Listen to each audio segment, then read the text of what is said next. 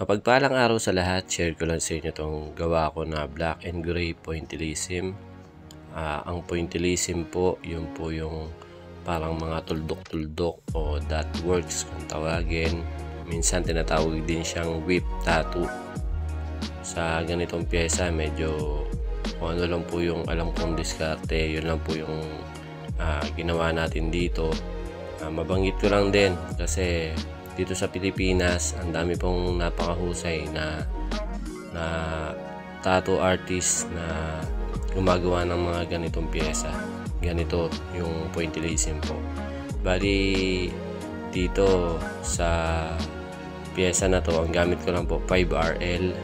Tapos yung bolts na gamit ko 5 volts lang po. Minsan 4.5. Depende po kung ano yung kaya kong sabayan na palo ng machine. Kasi minsan iba yung gamit kong machine, iba-iba. Kumbaga, iba-iba yung speed niya, iba-iba yung lakas niya.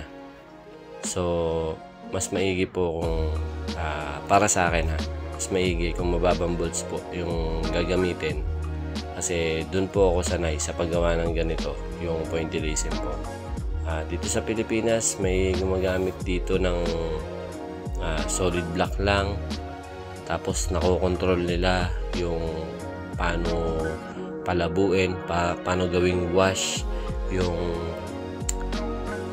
solid block, kasi isang kulay lang ang gamit nila talagang solid block lang, pero mamamangha ka talaga sa kanila kasi nagagawa nilang palabuin yung solid block.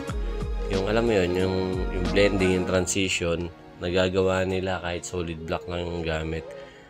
Hindi ako sure, pero sa tingin ko, dun sa mga part na kailangan i-dark, siguro sinisiksik lang nila yung tuldok-tuldok o yung pag-shade nila para maging dark talaga, solid. Tapos dun sa part na medyo light, o mga medium light o mga light talaga, siguro yung tawag dito, yung puwang o yung detail niya, hindi nila masyadong sinisiksik para light lang siya tignan. Hindi ako sure doon pero yun lang talaga yung napapansin ko sa diskarte ng iba't ibang artist na mahuhusay sa paggawa ng ganito. Talaga nga namang napaka-solid, napaka-perfect kung titignan mo. Talagang mapapabilib ka talaga sa mga artist na gumagawa ng ganito. So yun lang, maraming salamat sa panonood. Sana may naibahagi ako sa inyong maiksing kaalaman.